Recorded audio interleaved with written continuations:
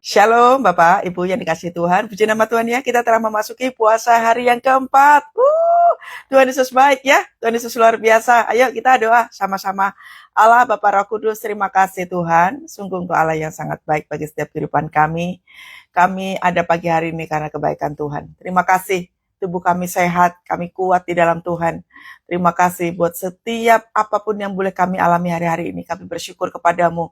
Bahkan kami boleh memasuki puasa hari yang keempat. Biarlah kekuatan Tuhan ada pada kami semua. Kami terus menyala-nyala iman dan pengharapan kami di dalam Tuhan. Terima kasih Bapak, pengurapan Tuhan turun bagi setiap kami pagi hari ini. Kami mau menang di dalam Tuhan. Kami mau terus on fire di dalam Engkau Bapa. Pengurapan Allah turun bagi setiap kami. Dalam nama Tuhan Yesus. Haleluya. Amin. Bagaimana saudara puasa hari yang keempat? On fire, ya, on fire, nggak apa-apa. Puasa hari pertama kok berat ya Bu, puasa hari kedua makin berat, puasa hari yang keempat. Iya memang begitu, kalau kita mau melakukan doa peperangan ya seperti itu. Kalau kita mau masuk di dalam satu musim yang baru, ya seperti itu rasanya. Ya, nggak apa-apa saudara ya. Tema kita pagi hari ini adalah keberhasilan yang lahir dari kedalaman. Ya, kita belajar dari Mazmur 1 ayatnya yang ketiga, saudara ya. Bagaimana Daniel itu ditanam oleh Tuhan, Daniel dididik oleh Tuhan, Daniel belajar banyak daripada Tuhan. Gak mungkin saudara ya, seperti Sadrak, Mesak, dan Abednego ini memiliki kemampuan yang begitu dahsyat ya. Yang pertama kita bisa lihat bahwa mereka berani untuk berkata tidak terhadap satu kompromi keduniawian.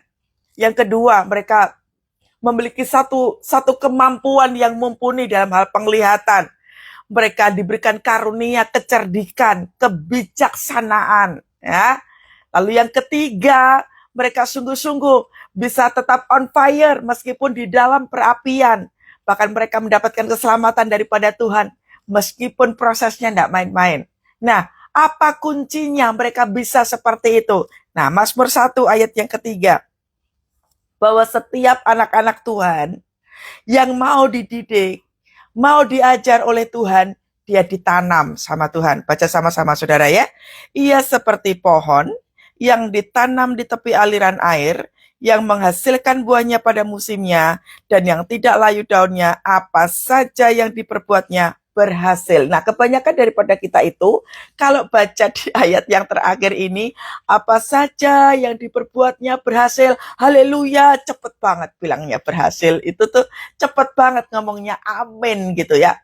Padahal, engkau harus tahu dulu nih, ditanam itu rasanya ya apa, saudara ya. Kata ditanam itu bahasa Yunaninya itu adalah pitewo, ya, pitewo. Ditanam dengan sengaja. Jadi kita semua di masa-masa yang sekarang ini ditanam oleh Tuhan itu sengaja, saudara. Kenapa? Kenapa petani menanam? Supaya menuai, toh? Kenapa kita menanam apel? Supaya kita menuai apel. Kita menanam mangga, supaya kita menuai mangga. Nah, sama saudara. Kita pun ditanam oleh Tuhan. Kata ditanam di sini itu artinya penanaman yang begitu sengaja dengan tujuan adalah Anda dan saya mengalami yang namanya buah. Ada pertumbuhan. Agar bertumbuh dan berbuah. Disengaja oleh Tuhan. Nah, waktu ditanam, lihat ya, ditanam itu tuh nggak bisa lihat apa-apa. Gelap banget ditanam itu. Sungguh-sungguh kita nggak bisa lihat luar. Nggak bisa ngerasain hujan kayak gimana. Nggak bisa ngerasain panas bagaimana. Nggak bisa lihat dunia luar. Nggak bisa lihat yang bagus-bagus. Yang indah-indah nggak bisa dilihat. Makanya kalau sekarang situasinya yang sedang kita hadapi itu, kok rasa-rasanya gelap semuanya. Kok rasa-rasanya itu nggak ada pintu terbuka. Mau napas aja susah. Mau melihat dunia luar susah, nggak ada uang. Masih sakitnya belum sembuh. Nggak bisa apa-apa, terpasung di dalam satu ruangan. Nah namanya ditanam itu, benih namanya ditanam itu disuruh diam. Ada nggak saudara benih yang ditanam itu jalan-jalan? Nggak ada kan? Benih yang ditanam itu selalu diam di tanah itu. Kita disuruh Tuhan diam dulu. Kita disuruh Tuhan untuk mengikuti proses. Benih itu akan diproses. Benih itu akan mengalami yang namanya proses pertumbuhan. Nah, mengapa di situ dikatakan bahwa ia ditanam di tepi aliran air? Percayalah saudara, sewaktu segala sesuatunya yang diizinkan Tuhan terjadi dalam kehidupan kita, waktu ditanam itu ada air. Nah, benih daripada itu pasti akan bertumbuh.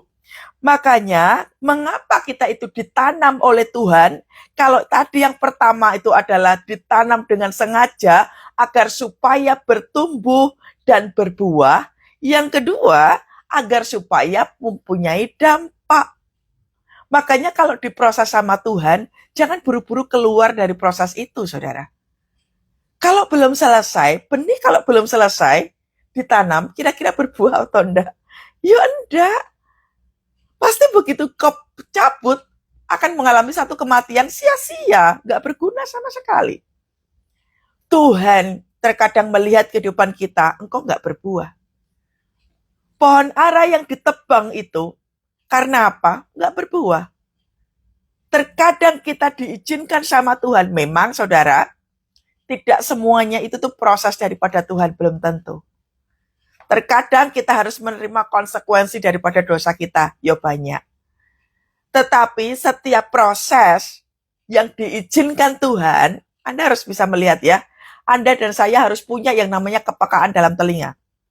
Proses Tuhan itu bisa kita lihat, saudara. Ya, proses daripada Tuhan itu kita bisa lihat. Makanya, kayak seperti Sadrak, Mesak, dan Abednego, sudah pasti itu namanya proses.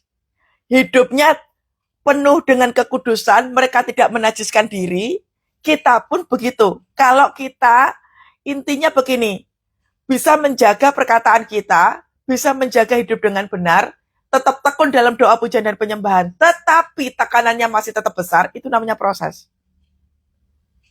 Beda loh ya, kalau kita masih jatuh dalam dosa terus-menerus, terus kemudian engkau dipermalukan, engkau banyak utang di mana-mana, terus engkau dipermalukan, itu bukan proses. Itu konsekuensi daripada keputusan yang salah. Nah, itu beda ya, beda sekali. Tapi kalau jalanmu udah benar, tapi tetap tekanannya begitu besar, bahkan engkau dipermalukan, engkau difitnah, engkau nggak ngelakuin apa-apa, tiba-tiba engkau difitnah, itu namanya proses.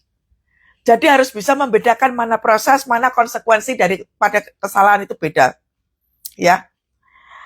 Jadi di situ, kata ditanam tadi ya, penuh dengan kesengajaan agar supaya bertumbuh dan berbuah. Jadi kalau kita itu kehidupannya mengalami satu kemandekan, nggak mengalami buah sama sekali, kita diseret dalam arti tanda kutip, dipaksa. Makanya saya bilang saudara, suka atau enggak, Tuhan tetap akan membawa kita dalam proses kok. Siap atau enggak, suka atau enggak, tetap proses itu ada. Makanya mending manut wae. Manut aja, waktu diproses lebih enak. Jangan bersungut-sungut. Benih kalau banyak bersungut-sungut, engkau nggak akan pernah menghasilkan apa-apa. Yang ada pertumbuhannya akan lambat. Anda punya anak yang masih kecil, nggak usah mbok ajari ngomong. Bisa ngomong, saudara? Nggak bisa. Pasti di usia tertentu, engkau akan mengajarkan anakmu untuk berbicara. Mama, papa, makan, ya kan? Nah, sama. Kita pun demikian. Tuhan mengasihi kita sedemikian rupa. Gak mungkin akan dibiarkan kita jatuh terus-menerus. Kecuali kita buat keputusan sak senenge dewe. Lalu yang kedua, apa kata ditanam itu artinya begini? Allah yang menanam. Ya, Allah yang menanam. Jadi kalau petaninya itu adalah Allah, Allah punya tujuan dalam kehidupan kita untuk menanam, berarti prosesnya, cara nanamnya, bagaimana supaya bisa bertumbuh, itu sesuai dengan Allah punya. Jadi kalau misalkan engkau diproses, terus engkau melihat tanaman lain, Loh kok aku diproses kayak gini? Aku yang udah doa puasa aja diproses kayak begini. Dan tetanggaku itu loh, jatuh dalam dosa itu kok tetap aja diberkati. Nah, beda saudara. Beda saudara. Kalau Tuhan itu butuhnya apel yang bagus, Tuhan akan cari benih kualitas, benih yang berkualitas. Apelnya supaya bagus. Tuhan gak mungkin cari benih yang murahan. Gak mungkin. Jadi kalau tujuan Tuhan dalam kehidupan kita itu berkualitas, maka prosesnya juga gak main-main. Berlian tidak akan sembarangan dibuat. Gak ada berlian di pasaran, gak ada saudara. Berlian selalu berada di toko yang bagus. Kalau kualitas kita itu adalah kualitas yang bagus, maka prosesnya juga tidak main-main. Jangan menolak proses. Siap atau enggak, suka atau enggak, tetap diproses. Makanya waktu ditanam sama Tuhan, benar-benar gelap, gak bisa lihat kemana-mana, puji Tuhan. Makanya kalau kita memasuki puasa hari yang keempat, wah, kok dahsyat ya, puji Tuhan. Ya. Lalu yang ketiga, mengapa kita perlu ditanam? Sifatnya kekal, saudara. Sifatnya kekal. Contoh, proses kehidupan yang kita alami itu membuat kita rajin dalam doa, pujian penyembahan, kita tiba-tiba suka membaca firman Tuhan. Itu sifatnya kekal. Apa yang dilakukan oleh Daniel terhadap setiap keputusan-keputusan Nebukadnezar, itu sifatnya kekal. Makanya waktu Daniel diproses oleh Tuhan, sifatnya kan kekal itu. Coba lihat, ada karunia penglihatan. Ada karunia, diberikan karunia kecerdikan, kebijaksanaan. Itu kan sifatnya kekal. Dimanapun Daniel ditempatkan, karunia itu berfungsi. Yusuf juga begitu. Karunia yang diberikan Tuhan terhadap Yusuf, dari sejak dia dibuang oleh saudaranya, sampai dia ditaruh di tanah yang Mesir itu, karunia itu dipakai Yusuf terus-menerus. Nah sama saudara, kita pun juga demikian. Waktu kita diproses, kita lagi belajar. Pembelajaran yang kita dapatkan itu sifatnya kekal, akan dipakai terus-menerus. Contoh, yang tadinya gampang mengeluh, tiba-tiba jadi kuat. Yang tadinya nggak bisa doa, tiba-tiba bisa berdoa. Yang doanya dari doa biasa bisa menjadi doa profetik. Nah itu kan sifatnya kekal. Yang tadinya nggak ngerti pujian penyembahan, tiba-tiba bisa nyembah Tuhan. Waktu engkau sakit, engkau nyembah Tuhan, mengalami kesembuhan. Itu kan sifatnya kekal. Semuanya itu nggak akan bisa kita terima kalau kita nggak diproses dulu. Sadrak, Mesak, dan Abednego terima otoritas daripada Tuhan melalui proses. Makanya nggak ada, saudara, orang ucuk-ucuk jadi dokter, nggak ada. Ya, di sini ada dokter Denny, toh. Nggak mungkin kan dokter Denny dari SD langsung jadi dokter. Nggak mungkin, saudara. Ya, nggak mungkin. Makanya segala sesuatunya itu, proses itu sifatnya kekal. Amin. Nah, lalu kemudian begini. Ia seperti pohon, pohonnya itu kita, saudara ya, yang ditanam di tepi di aliran air. Nah, waktu kita diproses, kita ditanam, kita butuh namanya air. Jadi kalau Anda dan saya butuh kualitas benih yang bagus dalam kehidupan kita, di tahun ini air bicara tentang firman Tuhan. Air bicara tentang firman Tuhan. Di tahun 2026 ini, engkau yang malas, tidak pernah bisa baca firman Tuhan, buka. Jangan punya alasan. Tidak ngerti, Bu, kalau saya itu baca Alkitab. Semua orang, saudara, semua orang itu nggak ada yang bisa baca firman Tuhan. Dari awal tuh nggak ada. Semua pasti ada yang namanya bingung. Ini artinya apa? Toh ditanam di tepi di aliran air. Ini ngomongin tentang apa? Toh aku nggak ngerti. Semua orang pasti kayak gitu. Saya juga begitu, saudara. Semua orang kalau baca Alkitab nggak mungkin langsung ngerti. Makanya Roh Kudus itu sifatnya tertib. Roh Kudus itu pasti memberitahukan kepada kita hal-hal yang tersembunyi. Satu ayat ini, kalau dibaca jutaan orang, remanya pasti beda. Pesan yang ditangkap pasti beda. Kenapa? Roh Kudus berbicara kepada masing-masing orang itu berbeda.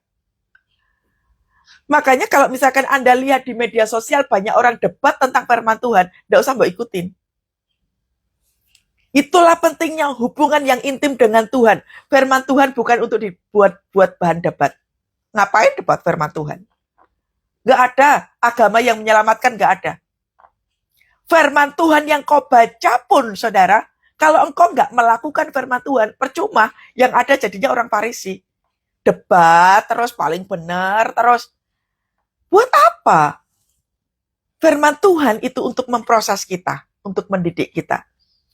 Makanya saya nggak tertarik terhadap hamba-hamba Tuhan yang debat soal firman Tuhan, ya diskusi sampai ngejelekin sana sini. Buat apa? Nggak diterima sama Tuhan hal-hal yang kayak begitu. Ya, kita perlu firman Tuhan, saudara. Jadi jangan punya alasan nggak ngerti, Bu, ini baca firman Tuhan. Nek, nggak ngerti, ya jangan buat tutup. Ngomong sama Tuhan. Saya pun sampai hari ini ngomong sama Tuhan. Tuhan, engkau mau bicara apa di saat teduh live besok pagi? Saya pun tanya sama Tuhan. Kalaupun Tuhan kasih tahu ini, tanya juga. Kita perlu firman di tahun ini. Katakan amin. Ya, yang ikut live ini, baik yang di Instagram maupun yang di YouTube, engkau tiap hari harus buka Alkitab. Bacalah Alkitab yang seperti ini. Ya, harus punya. Jangan pakai iPad atau HP. Percayalah, beda. Beda banget. Cara nangkepnya juga beda. Buka kayak begini. Tiap hari harus dibuka. Ya, tiap hari harus dibuka. Kita perlu firman Tuhan. Firman Tuhan itu hal-hal yang tersembunyi. Makanya Anda kalau misalkan lihat cara saya menjelaskan, detail banget gitu ya, kata per kata, itu adalah rahasia yang tersembunyi yang Tuhan berikan dalam setiap kehidupan kita. Amin. Ya, jadi air, benih itu membutuhkan air, ditanam oleh Tuhan di tepi aliran air, tetap firman Tuhan yang harus kita baca. Rasa-rasanya, sekalipun pintu itu tertutup, ada yang namanya, pengurapan penghiburan. Pengurapan kekuatan, tiba-tiba kau menjadi kuat. Oh iya ya, aku lagi ditanam, pantas, kok gelap. Masuk 2026 kok gelap, aku nggak bisa lihat apa-apa, kok rasa-rasanya semua pintu tertutup. Begitu kau baca ini, ada satu penghiburan. Ada satu rahasia ilahi yang Tuhan mau tunjukkan. Oh, ternyata lagi ditanam sama Tuhan. Lalu yang kedua, air bicara tentang apa? Air melambangkan Roh Kudus. Tahun 2026 belajar ya, saudara. Apa-apa itu tanya sama Roh Kudus. Anda mau buat keputusan apa saja di tahun ini, belajarlah untuk bertanya sama Roh Kudus. Beda ya, bertanya sama bikin laporan itu beda. Seringkali yang kita lakukan itu laporan. Tuhan, saya mau bikin usaha, saya mau pinjam uang bank, tolong Tuhan permudah semuanya dalam nama Tuhan Yesus. Amin. Itu namanya laporan. Tapi kalau kita tanya sama Roh Kudus, saya dan suami mau buat usaha, kami mau pinjam bank, Tuhan, beritahukanlah kepada kami apakah apa yang kami lakukan ini benar atau tidak. Beritahukanlah, berbicaralah kepada kami ya Tuhan. Tunggu dulu Roh Kudus bilang apa. Jangan lakukan apa-apa sebelum Roh Kudus ngomong.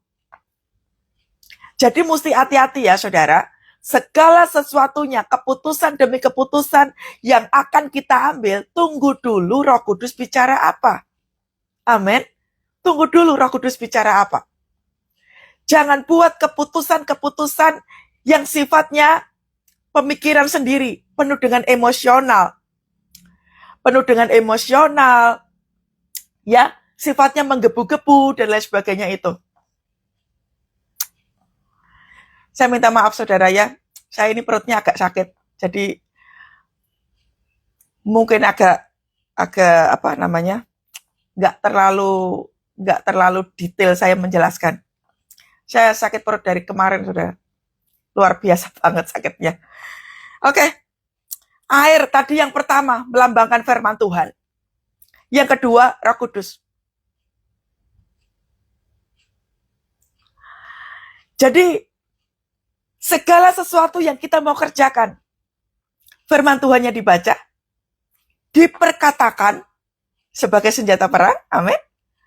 Lalu Roh Kudus itu perlu tuntunan. Tunggu, saudara, tunggu. Untuk melakukan puasa 10 hari, saya pun tunggu Tuhan. Tuhan itu mau ngajarin apa? Tuhan mau kita itu apa? Saya pun tunggu, saudara. Jadi, bicara tunggu dulu Roh Kudus ngomong apa? Sabar, saudara. Tahun ini, tahun 2026, belajar sabar ya. Kalau Tuhan belum ngomong apa-apa, sabar dulu. Jangan gerusa-gerusu. Amin. Terima kasih ya buat doanya. Amin. Saya katakan amin. Jangan buru-buru, saudara.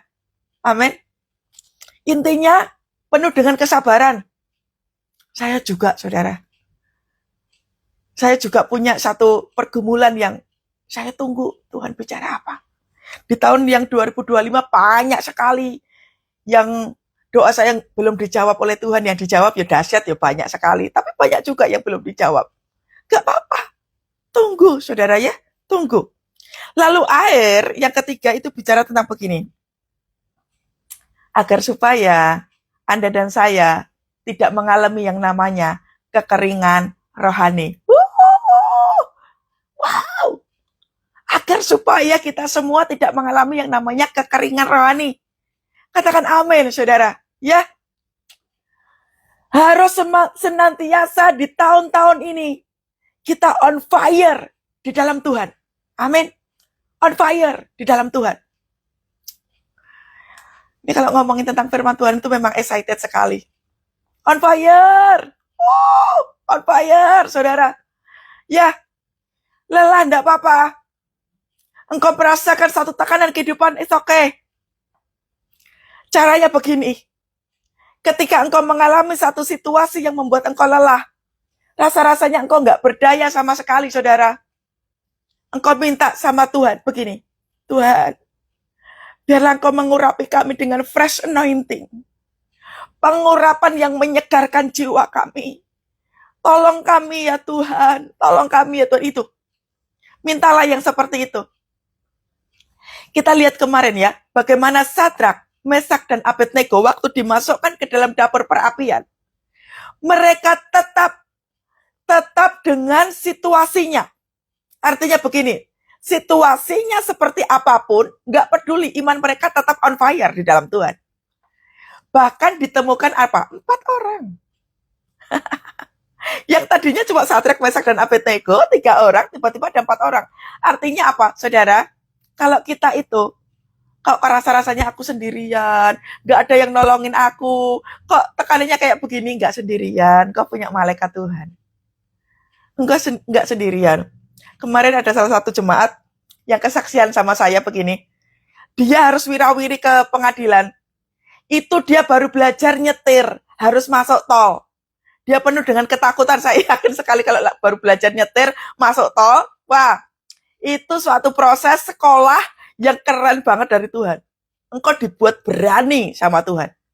Nggak cuma rohmu, dari skillmu, engkau lagi diajarin sama Tuhan. Nah, situasi yang seperti apapun membuat kita belajar. Contohnya kayak tadi loh, si ibu itu. Yang tadinya nggak bisa nyetir, jadi bisa nyetir. Gara-gara apa? Dia harus wirawiri ke pengadilan. Suaminya mau menggugat cerai. Iya. Tiba-tiba jadi bisa nyetir. Tiba-tiba jadi bisa mandiri. Tiba-tiba jadi bisa berdoa. Tiba-tiba setiap subuh doa pujian penyembahan. Jam 12 malam doa pujian penyembahan. Loh, ngono loh saudara. Adanya satu pertumbuhan. Membuat imannya semakin on fire. Yang tadinya nggak ngerti apa-apa.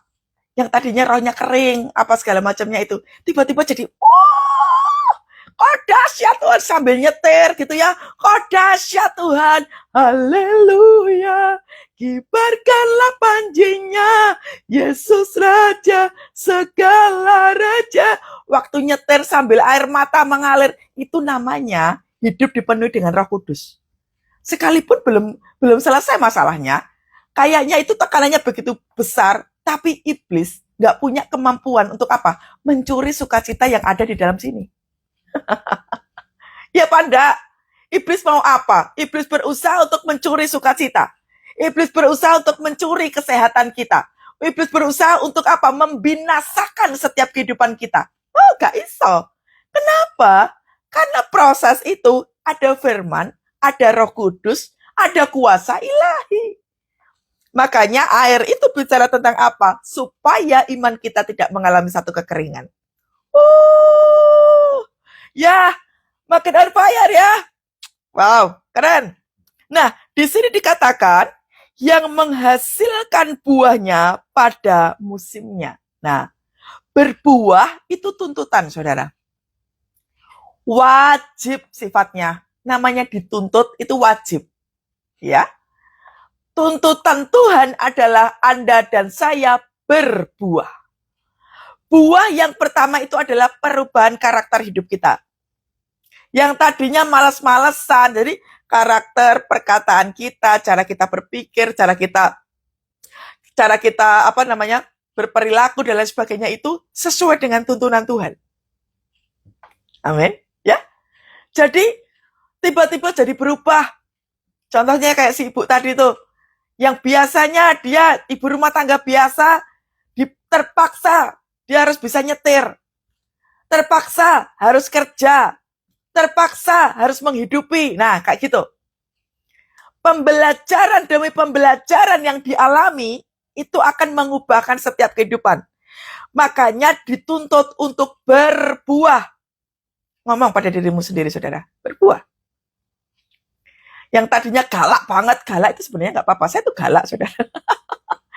Galak itu nggak apa-apa, asalkan hidupnya dalam pengurapan dan ngasih contoh. Ya, berbuah itu membawa teladan bagi banyak orang. Tiba-tiba ini para orang tua ya, jadilah teladan. Berbuah itu salah satunya adalah teladan. Jadilah contoh buat anak-anak kita. Anak-anak kita tuh melihat loh perilaku orang tuanya. Jadi kalau misalkan anak-anak kita ini, ya, anakmu stres, anakmu depresi, perhatikan kondisi mentalmu. Tanpa kau sadari, mental orang tua yang lagi tidak baik-baik aja, anak bisa merasakan itu. Jadi kalau anakmu lagi stres, depresi, perhatikan kondisi mentalmu sendiri, satu. Yang kedua, perhatikan situasi di dalam keluargamu. Mungkin engkau dalam pergumulan apa, engkau nggak unity sama pasanganmu, engkau sedang apa, anak mengalami satu depresi juga. Jadi pentingnya ada mezbah keluarga. Saya berdoa yang ikut live ini, saudara ya, ada yang namanya mezbah keluarga. Ada yang namanya doa pujian penyembahan di dalam rumahmu. Tiba-tiba ada pujian penyembahan, tiba-tiba ada pengagungan Tuhan, tiba-tiba bersama keluarga baca firman Tuhan. Nah, di sini tuntutan untuk berbuah. Makanya tadi ditanam tadi saya katakan bahwa Allah sengaja menanam kita. Karena Allah pengen Anda dan saya mengalami satu buah. Yang kedua, menghasilkan buah itu tadi. Karakter, perilaku, perkataan, perbuatan, cara kita hidup itu jadi contoh. Memberkati hidup kita sendiri dan memberkati orang lain. Di tahun 2026 ini Anda dan saya harus berfungsi. Amin. Berfungsi, berdampak, berpengaruh. Berfungsi positif, berdampak positif, bawa pengaruh. Waktu kita baca firman Tuhan, engkau diberkati Tuhan, ambil HP saudara. Tanya sama Tuhan, Tuhan, engkau pengen aku memberkati siapa? Di WA temennya, di WA keluarganya, di telepon, didoakan dan lain sebagainya. Engkau berfungsi. Mulai belajar ya. Kalau kita memberitakan firman Tuhan, jangan tunggu hamba Tuhan. Anda nggak perlu tunggu jadi hamba Tuhan. Nggak perlu tunggu jadi sekolah teologi ya, nggak perlu. Begitu Anda baca firman Tuhan, Anda merasa diberkati Tuhan, ada yang berubah dalam diri Anda, baca, lalu berikan kepada orang lain. Ya, berfungsi, berdampak, sama berpengaruh. Amin. Lalu yang ketiga, buah apa?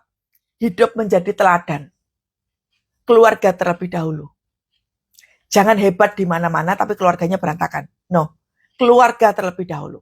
Memang saudara, saya pun mengakui melayani keluarga nggak gampang dibandingkan yang di luar. Karena yang di keluarga ini kan tiap hari ketemu toh. Tiap hari ketemu, tiap hari bersama-sama, kayak gitu ya. Tetapi kita harus jadi berkat terlebih dahulu untuk keluarga kita terlebih dahulu. ya, berfungsi, berdampak, berpengaruh terhadap keluarga. Contoh, saya dulu nggak pernah bisa berdoa, saudara. Ya, doa-doa biasa. Karena saya bertahun-tahun itu tuh pelayanannya tuh pelayanan imam pemuji dan penyembah. Ya, jadi untuk belajar doa itu kecil sekali. Karena ada satu persoalan kehidupan dalam keluarga kami itu, pelik sekali itu berhubungan sama black magic. Saya belajar namanya doa itu seperti apa. Saya baca firman Tuhan, saya baca buku dan lain sebagainya. Sekarang udah bisa. Oh, okultisme tuh kayak begini. Oh, black magic tuh kayak begini. Oh, caranya ngadepin kayak begini. Jadi pinter toh. Segala sesuatunya tuh bisa jadi pintar, saudara. Ya, makanya saya suka mengatakan sekolah kehidupan.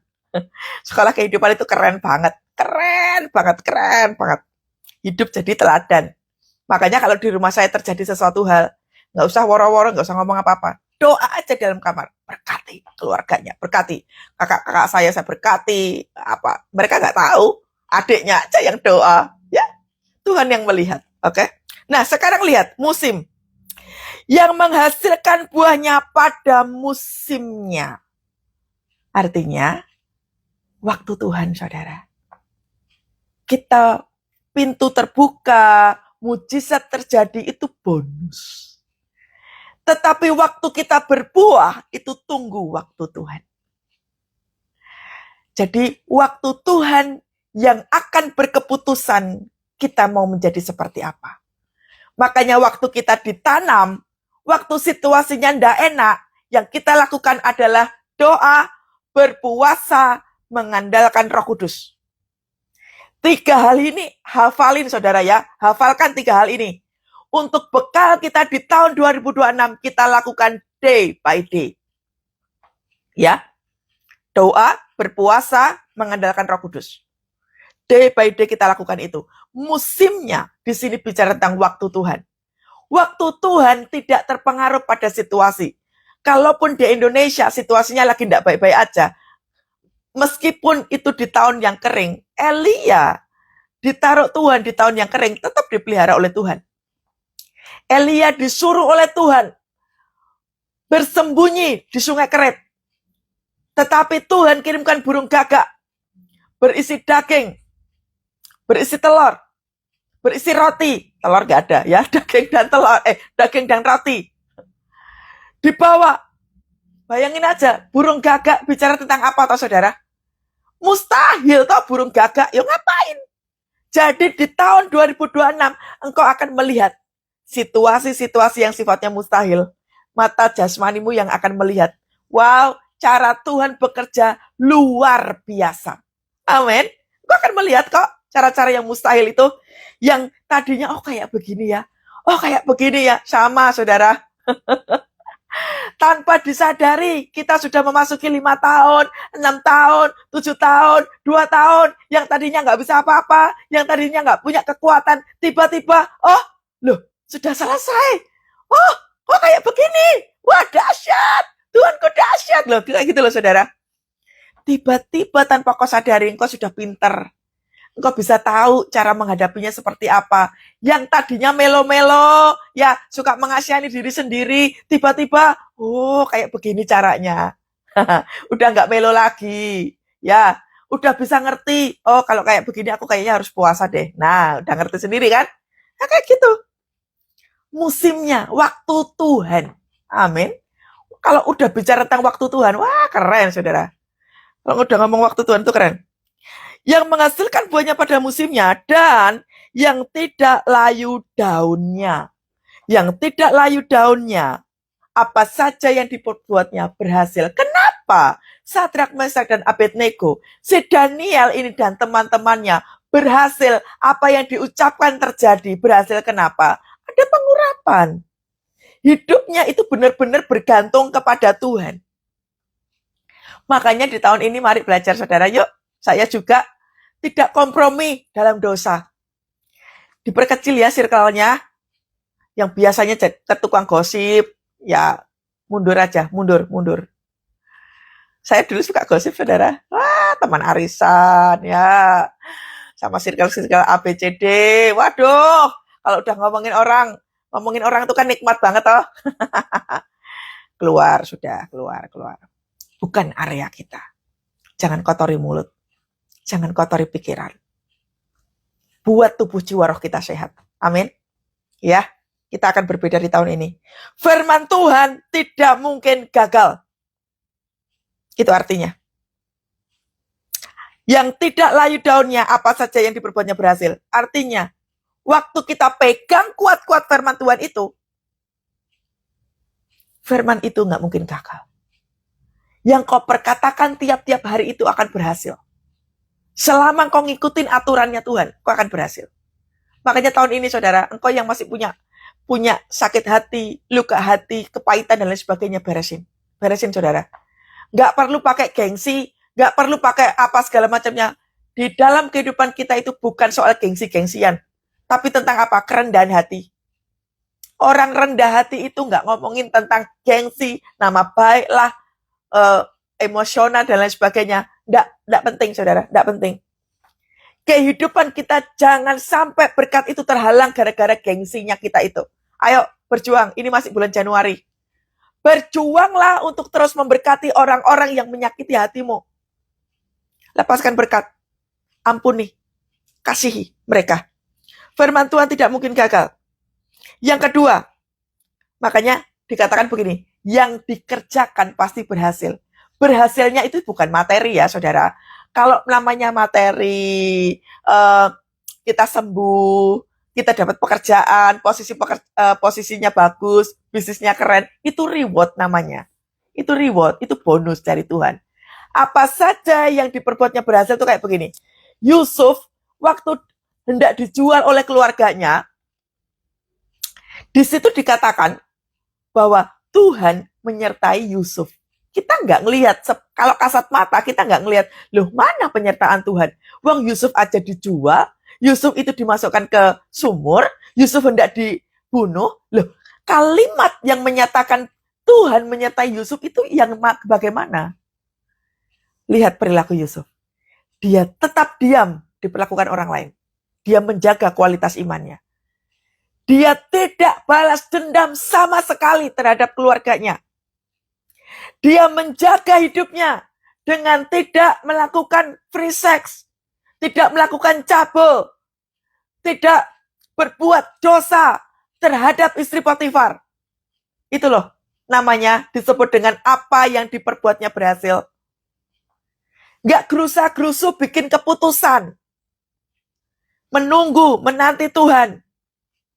Jadi yang dikerjakan itu, waktu kita sabar, itu namanya berhasil. Waktu engkau disakiti orang dan engkau bisa memberkati, itu namanya berhasil. Waktu engkau bisa melepaskan doa syafaat untuk orang yang menyakiti hatimu, engkau berdoa syafaat untuk keluargamu, terhadap pasanganmu yang menghancurkan hidupmu, itu namanya pemenang. Itu namanya berhasil. Waktu engkau bisa bertahan dengan keuanganmu yang tipis itu, tapi engkau bisa mengucap syukur di hadapan Tuhan, itu namanya pemenang. Itu namanya berhasil. Itu yang dinanti-nantikan Tuhan tuh kayak begitu. Kondisi bertekanan tinggi, prosesnya nggak main-main. Rasa-rasanya engkau pengennya nangis, pengennya jerit, tapi engkau bisa bersyukur di hadapan Tuhan.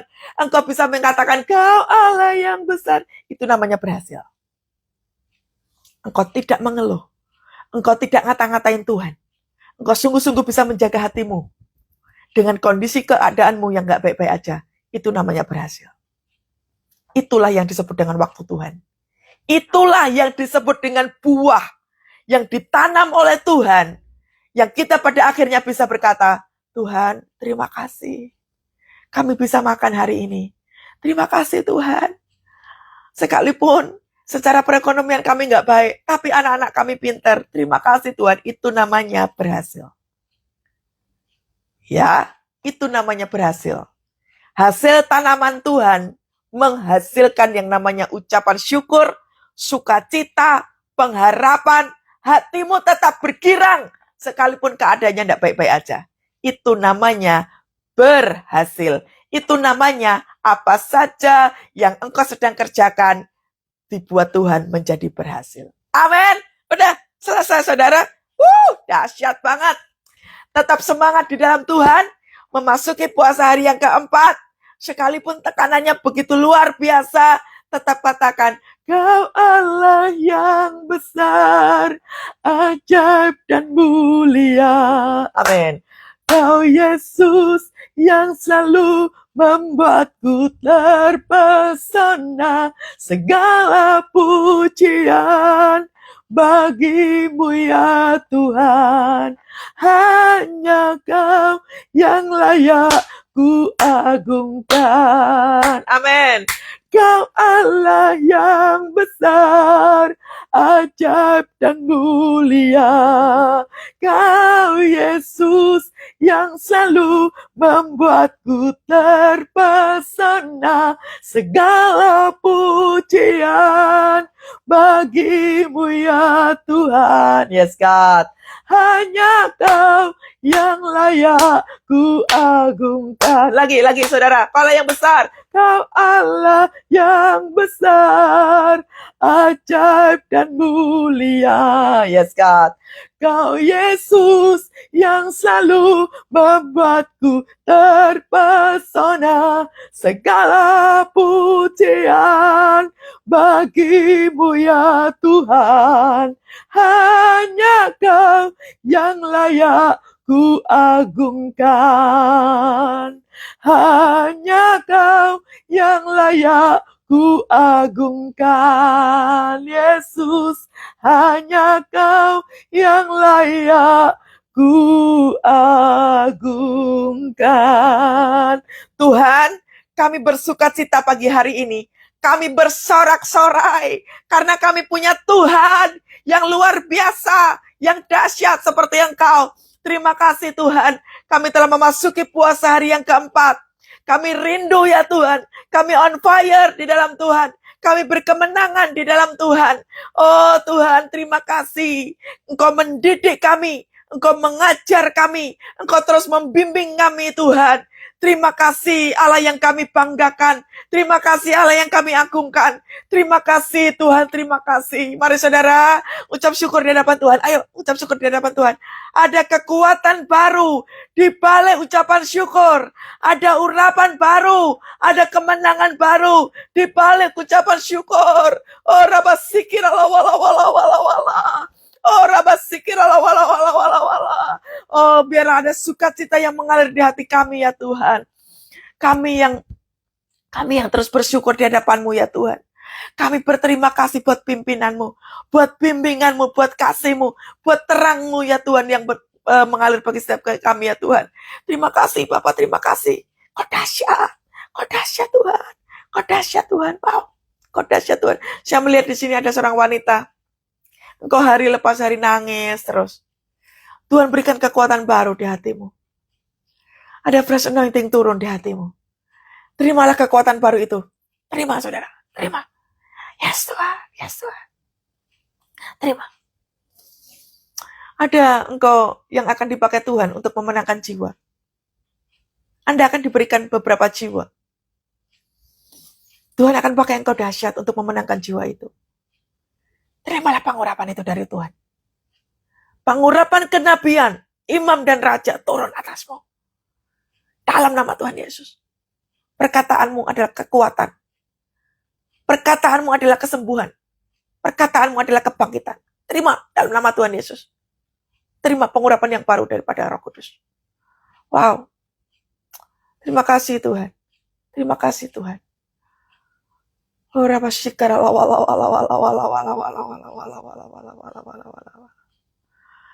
Jadilah tenang. Ada seorang wanita yang engkau berisik sekali telingamu dengan berbagai macam ketakutan dan kekhawatiran. Mintalah pengurapan atas perkataanmu untuk bisa mematahkan intimidasi iblis yang riuh di telingamu. Minta pengurapan dalam nama Tuhan Yesus. Hamba-Mu berdoa pengurapan atas lidah bibir anak ini ya Tuhan. Sehingga orang ini bisa membungkam setiap intimidasi iblis yang riuh di telinganya. Dalam nama Tuhan Yesus. Terima pengurapan itu dalam nama Tuhan Yesus.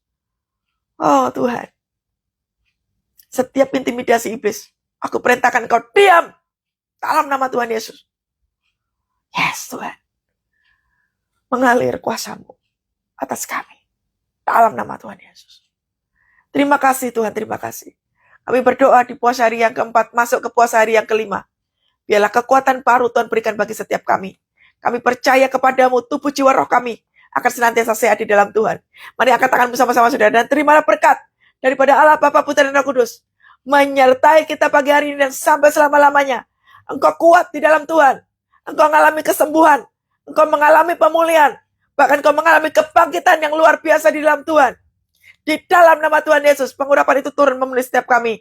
Haleluya. Amin. Dahsyat. Yes. Oke. Sampai ketemu besok pagi, saudara. Selamat beraktivitas. Tuhan Yesus memberkati semuanya. Shalom, shalom, shalom.